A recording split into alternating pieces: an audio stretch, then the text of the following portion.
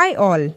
Today, let's talk about how to start a clinical consultation effectively, one of the most vital skills for every future doctor. When you begin, always introduce yourself clearly. If someone is accompanying you, introduce them as well. The way you greet a patient should depend on both cultural context and infection control practices. For example, after the COVID-19 pandemic, handshakes are no longer routine in many healthcare settings, including the UK. Next, confirm the patient's name and how they would like to be addressed. This small step builds respect and comfort right from the start.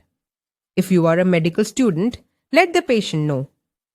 Most patients are glad to assist in your learning when approached politely. Once introductions are done, move on to understanding the patient's story.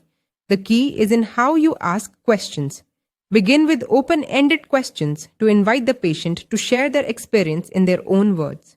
For example, you could ask, when did you first notice something was wrong and how did it start? While the patient speaks, listen actively.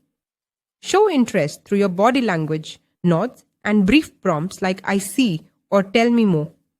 Give the impression that you have ample time even if you are working within limits. Avoid interrupting unless you need to gently guide the patient back to describing their symptoms rather than unrelated details. Sometimes, it helps to summarize or reflect on what the patient has said. For instance, so you're saying the pain began after dinner and felt like a cramp. Is that right? This confirms your understanding and reassures the patient that you're listening carefully. Now, let's look at two key types of questions you'll use during consultations. First, open questions, which invite broad, descriptive answers. Examples include, what was the first thing you noticed when you became ill? Or, can you tell me more about that? These are great for exploring symptoms and feelings.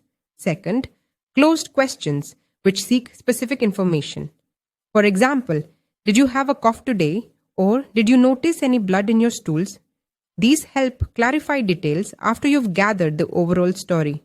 In a well-structured interview, you typically start with open questions to get the full picture and then move gradually to closed questions for precision. This balance allows you to understand both the patient's experience and the clinical facts. To summarize, the start of your consultation sets the tone for the entire encounter. Be polite, attentive, and patient-centered. Combine empathy with structure, and you'll build both trust and diagnostic accuracy from the very first minute. Thank you.